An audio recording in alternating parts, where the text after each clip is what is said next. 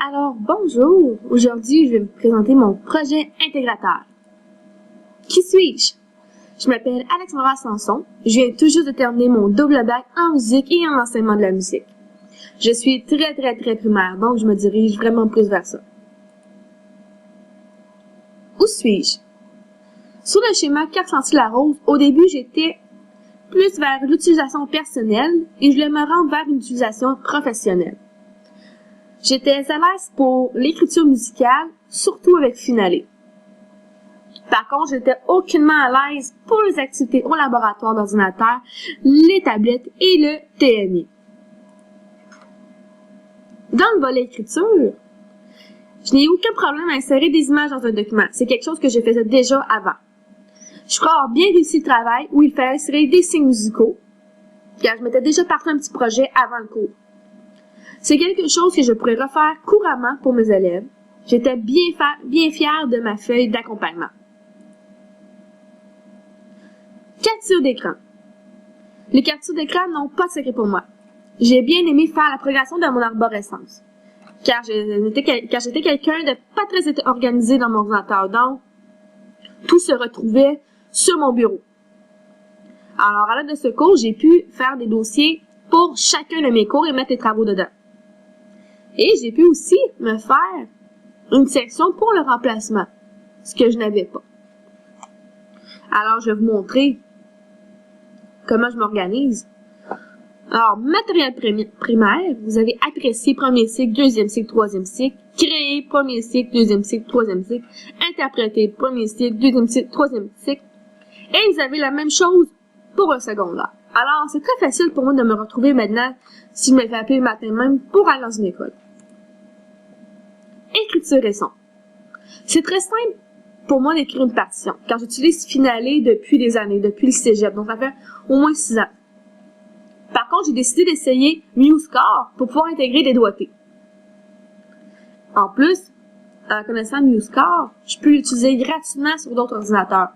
Finale est très dispendieux, donc si je le veux à l'école, je peux l'avoir gratuitement. Je me suis complètement plantée sur le volet accompagnement, je l'avoue, je crois avoir eu 0%. Mais ce n'était pas parce que j'ai botché le travail. C'était plus parce que j'avais mal compris les consignes. J'étais pas habituée de travailler ce genre de logiciel, je crois que j'avais mal compris ce qu'il fallait faire, donc ça a donné quelque chose qui valait 0 probablement. Alors probablement que j'aurais aimé plus d'explications pour mieux comprendre. Laboratoire avec des élèves.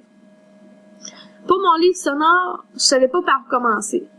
C'est souvent mon problème au début quand je pars un projet, je ne sais pas par où commencer. Là, ma coéquipière a une idée en or, le cimetière des légendes. Et j'ai tripé sur son idée. Je suis très fière de notre travail et j'ai vraiment hâte de l'utiliser en classe pour l'Halloween, par exemple.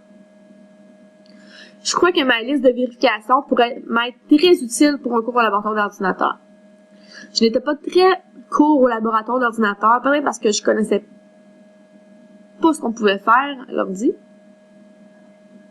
Mais je crois que ma liste est vraiment très complète et que ça pourrait me sauver beaucoup de temps si je l'utilisais. Vidéo. Ah, ce fameux vidéo. Moi, je croyais, quand j'avais fait ma vidéo, que j'avais bien fait. Mais lorsque j'ai vu les vidéos des autres, j'ai eu vraiment très honte de ce que j'avais fait. Je ne pensais pas que c'était aussi complexe ce travail. Donc moi, j'ai décidé d'enseigner un départ à la flûte à bec. Et je me suis rendu compte que c'était peut-être trop facile comparé des autres. Donc, je n'étais pas très fière de mon travail après avoir vu ceux des autres. Je n'ai pas de difficulté avec le fait d'enregistrer une vidéo partie d'un ordinateur. Mon gros problème, c'est de me voir à l'écran. Maintenant, je sais qu'on peut filmer l'écran de l'ordinateur, ce que je ne savais pas avant, comme ce que je fais en ce moment. À l'avenir, c'est très intéressant que je m'achète un casque avec un micro pour mieux entendre, parce que je me rends compte que lorsque je me filme, on m'entend pas très bien. Et je suis très en accord avec le fait d'utiliser cette méthode dans mon enseignement. Page web. Je n'avais jamais fait de site web pour mes élèves. Par contre, quand j'étais jeune, j'utilisais beaucoup les blogs. J'aimais ça aller écrire sur des blogs. Donc, je l'avais comme un peu déjà écrit sur le web, mais pas de cette façon-là. Je ne voudrais pas ajouter mes élèves sur mon Facebook personnel, mais je pourrais en créer un pour mes cours. Je suis très fière de mon site web, même si je n'ai pas eu une bonne note. Je suis quand même très fière de ce que j'ai fait. Pourquoi j'ai eu une mauvaise note? C'est parce que j'ai manqué probablement la notion sur les hyperliens. Je croyais que mes liens YouTube étaient suffisants pour le travail. Et je n'avais mis beaucoup, je n'avais à peu près une vingtaine. Mais ce n'était pas le cas, donc c'est là que je devrais retravailler mon site. TNI. Je crois que ça a été le travail le plus angoissant du cours. J'avais installé ActiveInspire un bon 2 semaines avant de remettre au travail, donc ça m'a permis de pouvoir l'explorer. Mais c'était vraiment de trouver une idée de départ qui a été difficile. Une fois que l'idée de départ est apparue, c'était wow là, ce que j'ai pu faire avec le logiciel. Si je n'avais pas eu le cours où on nous montrait ce qu'on pouvait faire avec ActiveInspire, c'est sûr que je n'aurais jamais été capable de faire quelque chose comme j'ai fait. J'adore mon activité. Je dois avouer, avant le cours, je n'étais pas très TNI. Je m'approchais pas vraiment de ça. Je n'osais pas l'ouvrir en suppléance. Mais depuis que j'ai fait ma première activité, je suis vraiment vendue TNI. Mon activité s'installe dans le processus cognitif mémorisé et le type de connaissances factuelles. Les réseaux sociaux. Je trouve intéressantes les pages Facebook où l'on peut s'aider entre enseignants. J'aime aider lorsque je peux le faire. Lorsque je me pose une question, je me rends compte que je ne suis pas toute seule à me poser cette question. Mais je ne suis pas tout à fait à l'aise d'écrire sur Facebook avec un de mes élèves. Au début, je ne croyais pas trop aux outils. Je n'aimais pas utiliser la technologie dans mon enseignement, probablement parce que je n'étais pas à l'aise avec ceux-ci. Maintenant, je ne peux plus me passer d'éthique et soutiens mon enseignement, que ce soit une activité au TNI ou une vidéo sur YouTube. On peut utiliser l'éthique avant d'évaluer les 3 compétences. J'aime bien utiliser une tablette pour filmer les créations de mes élèves, ou bien d'utiliser un site web pour faire une appréciation. On peut facilement communiquer avec nos élèves à l'aide d'outils multimédia variés. On peut par exemple créer un groupe Facebook pour nos groupes. On peut envoyer des capsules vidéo, ou bien avoir un chat commun où les élèves peuvent écrire leurs questions. Lorsque j'ai un problème, je sais que je peux utiliser l'éthique pour me sortir du pétrin.